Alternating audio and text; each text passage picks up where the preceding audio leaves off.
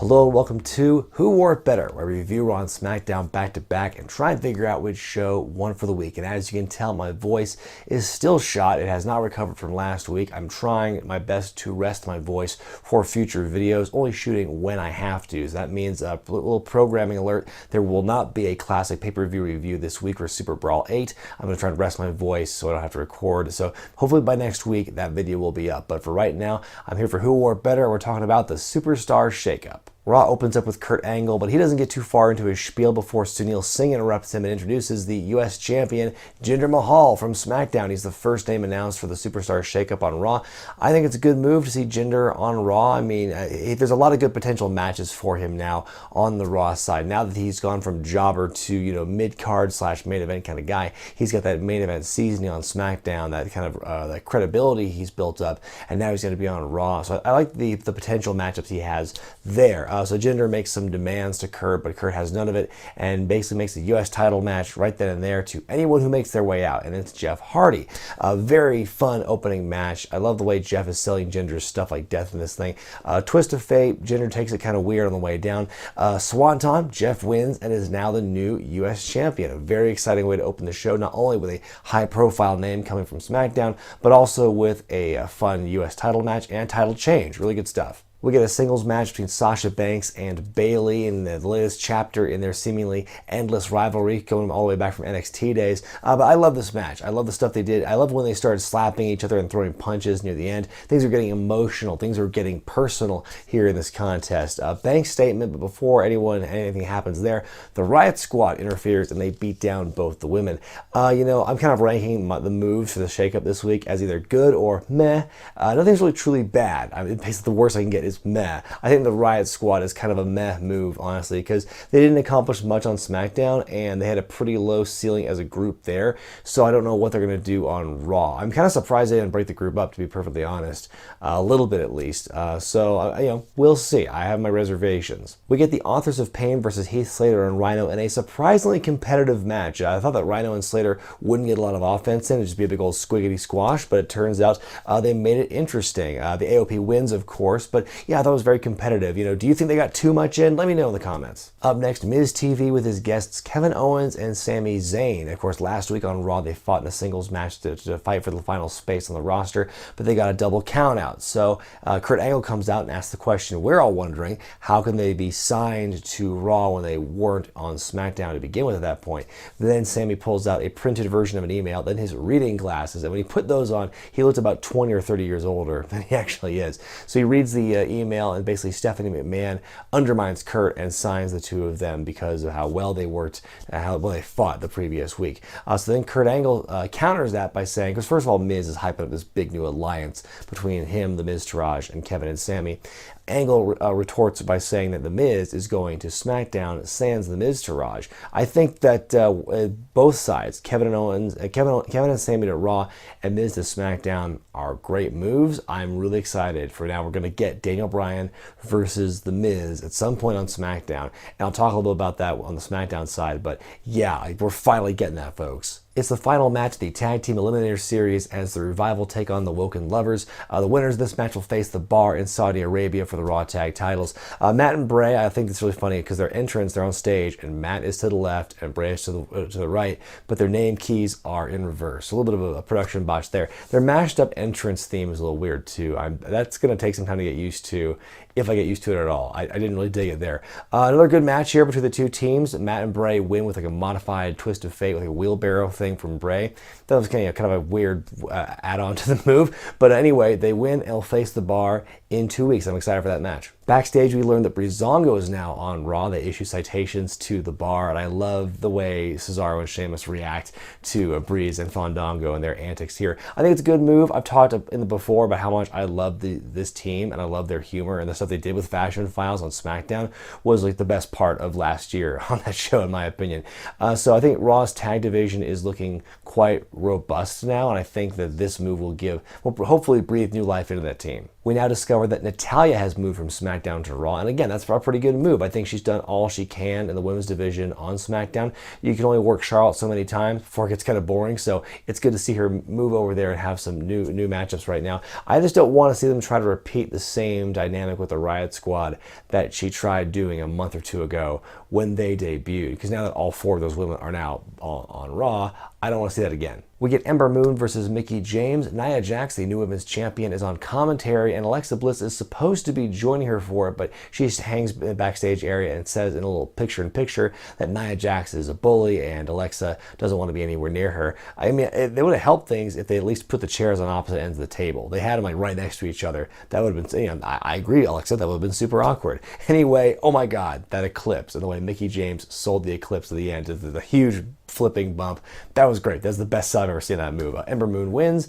Yeah, good stuff. Nia Jax on commentary, not so great. Dolph Ziggler shows up from SmackDown, and before he can say too much, Titus Worldwide interrupts, including Apollo Crews. Hey, he got his name back. They offer him a spot in the group, but then Ziggler says he didn't come alone. Out comes former NXT champion Drew McIntyre, and the two of them lay out Titus Worldwide, and actually gets a holy shit chant, which I was kind of surprised about. This thing went from a meh move to a good move, because I wasn't that hot about Ziggler coming. I mean, I could really take him or leave him at this point, but Drew McIntyre showing up and being like the bodyguard or accomplice or partner or whatever really bumped things up, in my opinion. It makes things very interesting. I'm curious to see what they do with that duo on Raw. And yes, I'm fully aware all three members of 3MB are now on Raw together. Let's not be too quick, though, to have them reunite in any way just yet, because they're trying to get Drew over as a serious heel now. And Heath is Heath and Jinder is Jinder. Right now, if they try to reunite them, I think it'd be too soon. Let's just, when it happens, people are going to go nuts. But let's just hold off on that for a bit. It's Roman Reigns time. He comes out to the ring and talks about his upcoming match with Lesnar in Saudi Arabia for the Universal title. Out comes Samoa Joe to interrupt, and he talks about how Lesnar's beaten Roman every time they've been in the ring together. Joe, of course, omits the fact that Lesnar has beaten him in the past as well. They play this montage of Lesnar having beaten up Reigns over the years from like WrestleMania 31 to WrestleMania 34, and then Roman just says, why don't you come down here and see what your lazy fat ass can do, which I popped for. I mean, it wasn't like the strongest comeback in the world, but just, him saying it and his delivery really sold it for me. Joe teases a confrontation, but he balks. Strong segment here. I do think it's funny that in this bit, Joe is kind of carrying water for Lesnar when it's like he himself got beat up by Lesnar last year. In her first match on Raw in quite a while, Natalya takes on Mandy Rose. Bit of a clunker here. Natalya does win, though, with the sharpshooter. Deville gets in the ring, jumps Natty from behind. Ronda Rousey runs to the ring and makes the save. They established earlier backstage when Natalya showed up that she and Ronda are friends. So Ronda makes the save. There's a face-off between her and Sonya Deville, and Ronda completely just demolishes her. And that's that. It'd be kind of cool to see a match between those two down the line with some build. Anyway, Ronda's helping Natalya up, and all signs are kind of pointing to this is the first real program Ronda's going to get. Like Natalya's going to turn heel somehow on Ronda, and the two of them are going to fight, which I'm excited for. We'll see how that turns out, if that's the case. Baron Corbin's coming to Raw, and that's a big old meh move for me. I mean, really, I feel like his stock fell a lot last summer after he was jabronified by John Cena, and so maybe this move will be good for him. I've heard rumblings that big plans are in the works for Corbin now that he's moving to Raw, but at this moment, I really couldn't care less. Breezango in their Raw return match taking on The Bar. A pretty entertaining match. I love the stuff that Breezango were doing to get their funny spots in, and they actually get the upset victory in the end. So it was a good match, and it had a surprising finish. Can't complain. Main event time as The Miz, Taraj, Kevin Owens, and Sami Zayn take on Finn Balor, Seth Rollins, Braun Strowman, Bobby Lashley, and the new to Raw, Bobby Roode. The former U.S. champion is the fifth man of the team and the last person to be announced on TV for Raw in the Shakeup, and that to me is again a meh move. I like, much like Baron Corbin, I really haven't cared about Bobby Roode on SmackDown as of late. I feel like his stock fell since he pretty much got called up last year from NXT, to be perfectly honest. Except for a forgettable U.S. title run, he's been pretty boring to me. I'm reserving judgment for what he does in the weeks to come, in the months to come. But right now it's like, it doesn't do much for me. Funny little flub during Finn Balor's entrance when Corey Graves says that Bullet Club is for everyone. Next thing you know, he'll say that Balor Club is fine. Lashley looks great in this match. That's the one standout thing I saw from this main event, was how, I make fun of how often they use the word dominant or some kind of variation of that word in commentary every time he showed up. But I mean, that's kind of how he was. I think he looked great in his first real match back on TV. Everyone gets their shit in at the end. Miz goes for a tag, but the Miztourage both bail on him. So do they turn face now as a result? That's kind of what I'm wondering here. Braun with the rolling power slam onto Miz for the win. That's the Miz's farewell match on Raw. Yeah, I think that was a pretty strong way to end the show. Then on Monday, after the show went off the air, they announced online some last-minute people moving over to Raw from SmackDown. They are Mike Bennett, Chad Gable, so R.I.P. to Benjables. That team is no more. The Ascension also move over, so now I feel like them and Breezango are linked together forever. Zack Ryder and then Mojo Rawley. And why the hell would you move the two of them to the same show? That makes no sense to me. You had this high-profile breakup between the two of them. You had this kind of little rivalry with them, and Mojo's just beating Zack's ass at every turn. Unless you keep them apart from each other, and I don't think you will, why did you move them both to Raw? That seemed to me kind of silly. Of all the people who got moved in that chunk of people, I'm most excited for Gable, and that's about it. SmackDown begins with AJ Styles coming out to air his grievances about Shinsuke Nakamura. He calls him out right then and there, but Rusev and Aiden English come out instead, and Aiden seamlessly transitions from singing to a little bit of rap, and then Styles and Rusev have a bit of a match. It doesn't go very far though, because as soon as Styles gets him in the calf crusher, very early on, Aiden English runs in, a DQ finish. Daniel Bryan comes out to make the save, and the heels powder. Then backstage, we get an announcement from Paige. She summons her inner Teddy Long to make this tag team match play out for the main event. Shelton Benjamin comes out and cuts a promo. He heels on his former Benjables partner, Chad Gable, now that they're split, and says he wants competition. Out comes Randy Orton, but then as he's making his way out, Jeff Hardy, the newly crowned U.S. champion, makes his way out, and he just walks by Orton and gets in the ring, and out he's having the match with Shelton, which I thought was weird because Orton's standing there looking kind of like an idiot, because he was the first one to answer the call. How come he's not there in the match anymore? So now are we going to get an Orton-Hardy feud from this point? I wonder. A good match here. I saw on Twitter tonight, on Tuesday, that Jeff Hardy and Shelton Benjamin fought for the U.S. title on SmackDown 10 years ago. It's crazy what wrestling can bring us these days. Jeff hits the Twist of Fate and the Swanton on Shelton to win the match, the non-title match, I should say. Good move for Jeff to go to SmackDown. I think it's sad to see the Hardys be broke up again by the draft, but they were apart for so long because of Jeff's injury. And Matt's doing his own thing now, so Jeff can move on and not be Brother Nero, not be broken as well, and do this and be the single star they've seemingly been kind of wanting him to be for ever since they came back to the company, really. So yeah, I thought it was good to see Jeff Hardy move over to SmackDown. I actually kind of called it, because as soon as I saw Jeff win on Monday, the title, I'm like, oh, wouldn't that be funny if he also moves over to SmackDown? And sure enough, he did. So the U.S. title doesn't actually move to Raw. They pretty much swapped the stables, folks. One night after they announced that the Riot Squad was on Raw, now Mandy Rose and Sonya Deville are on SmackDown. I think it's a good move as well. I was kind of surprised they pretty much kept Absolution intact on SmackDown now that Paige is the GM. I'm curious what kind of dynamic that will play into. I wonder if Mandy and Sonya will try and kiss up to Paige and try and get opportunities because of that connection there. With the Riot Squad now on Raw, they absolutely have to bring more women, and Natalya as well. They absolutely have to bring more women back onto SmackDown to try and bolster that division. So I think them moving to SmackDown is a good move. Up next, Harper takes on Jey Uso in singles action. It's a squiggity squash match. Harper wins with the greatest of ease. After the match, there's more fighting on the outside. The Bludgeon Brothers grab their mallets, but out comes Naomi to save her husband Jimmy and brother-in-law Jay. The Bludgeon Brothers, they walk back, and they just have to wait a couple of weeks until Saudi Arabia to get their hands on the Usos, because then Naomi's not going to get in the way there. We get Sin Cara versus the newest member of SmackDown, Samoa Joe. It looks like his match with Reigns at Backlash will be their last one, at least for a while.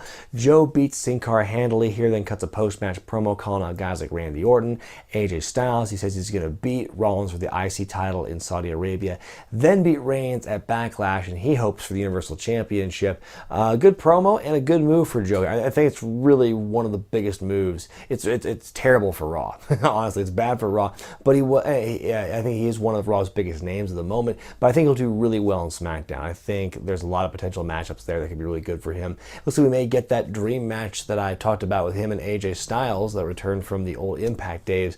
We might get a match with those two guys in the future, in the near future, I'd hope. They also announced that Sanity from NXT is coming to SmackDown. Conspicuous in her absence is Nikki Cross. I think some people are upset that she's not getting called up yet. You know, I'm curious to see what they'll do with her by her lonesome on NXT from here on out. I think, there might be something in the future for her. I would hope so on NXT, something that justifies her being left behind while the other guys move up. I think SmackDown could use more women, so I am kind of surprised that Nikki didn't get called up, but I'm not mad about it. I think it's a good move, and we'll see what those three guys can do on the main roster. Backstage, Daniel Bryan is being interviewed, and he bumps right into Big Cass, who's back for the first time in like 8 months after he tore his ACL in a match with Enzo Amore on Raw after SummerSlam last year. I thought he was really hitting his stride when he got injured. I thought the timing couldn't have been worse for him. So I'm really excited to see him come back, and this looks like to be his first program on SmackDown with Daniel Bryan. I think it's a good move. I've been waiting to see Cass come back for a while now, and I'm glad he's back. The new SmackDown Women's Champion, Carmella, has her Melibration, putting herself over how awesome she was beating Charlotte last week for the title. She shuts down the "You Deserve It" chanters at the beginning. She puts herself over in a big way, and then out comes Charlotte to interrupt, and she talks some mess, but then out come the Iconics as well. Charlotte goes to attack them, then Becky Lynch makes the save. We get a match between Charlotte and Billie Kay after the break. It's a good competitive match here. Charlotte wins with the figure 8. There's a post-match beatdown by the heels, so it's a 3-on-2. Then out comes Asuka to even the odds, and now she's officially on SmackDown after having been on SmackDown periodically in the build to WrestleMania. I think it's a good move for Asuka because literally she's done pretty much all there is to do on Raw except for win the Raw Women's title. So she's beating everybody on Raw. No one else left to fight. So now on SmackDown she has a whole new crop of women to mow over, and I think I could see there's some kind of like in-ring tension there between like her and Charlotte from what happened at WrestleMania. So I'm hoping we'll see kind of a rekindling of that rivalry on SmackDown between the two. That should be really interesting. They announced that Anderson and Gallows are coming to SmackDown. The club is back together, the original club when they all came to WWE the first time. To me, it's kind of a meh move. They were treading water on Raw for a long time. They seemed to get some kind of like some revitalization when they were teaming up with Finn Balor and becoming the Balor Club and everything. But now that is gone, and so now they kind of have to start from square one. We'll see what happens when they do on SmackDown. I am interested in that, but I'm more interested in the fact that the Bar, Cesaro and Sheamus, are now going to SmackDown. That was a shock to me, but kind of like Asuka, they've done all they can on Raw. Really, they're 4-time Raw Tag Team Champions. It'll be a nice change of scenery for them, but it does totally give away the finish of the tag title match in Saudi Arabia, in my opinion. They also reveal that R-Truth is coming to SmackDown, and for me, that's like, what else is there for him to do on either brand at this point? I don't really care that where R-Truth is, because wherever he shows up, I'm sure hilarity follows, but it's just, again, he's been so kind of like marginalized for so long, it doesn't really matter. Then they finally announced the former NXT champion Andrade Cien Almas is making his way to SmackDown with Zelina Vega. That's a great move. I've loved the stuff I've seen of his on NXT. He's a terrific competitor, and I can't wait to see what he does on SmackDown. Main event time as AJ Styles and Daniel Bryan take on Rusev and Aiden English in a tag team match. Shinsuke comes out at the end when the referee's distracted with a ginormous low blow to AJ on the apron, just holds the arm up there for the longest time afterward. And then Big Cass shows up in the ring, big boot to Daniel Bryan, and that's how the match ends in a disqualification. So 2 weeks in a row now we've had these like dream matchups where it's you see AJ and Daniel fighting at singles, then you see them in a tag team, and they're hyping that up, but it ends in DQ both weeks in a row. That's kind of a downer for me, but what a strong return for Big Cass, just in a bubble if you look at it as isolated here for this week, because again, I really missed Big Cass. I was so sad when he got injured. He had a lot of potential then, and I can't wait to see what he does now in this program with Bryan. Time now for me to decide which show won for the week, Raw or SmackDown. Now, this was a tough choice because I think both shows really had a lot of good stuff with their respective draft classes. I think SmackDown does have the slight edge over Raw in that respect, but on this show, I try to pick the best overall shows, not the most potential. So even though I think SmackDown had the better draft class, I think Raw was the stronger show because I think they still had a very good class of people, minus some picks that I don't really agree with, but I also think they had better matches overall than SmackDown. So let me know what you guys thought about Raw and SmackDown this week and the Superstar Shakeup on the whole, which show you thought won for this year in the comment section below. Be sure to thumbs up this video if you like it, subscribe to Wrestling with Regret, buy the t-shirts at ProWrestlingTees.com, and check out Patreon.com/WrestlingWithRegret for exclusive perks and bonus content. I'm Brian Zane, and I'll see you next time.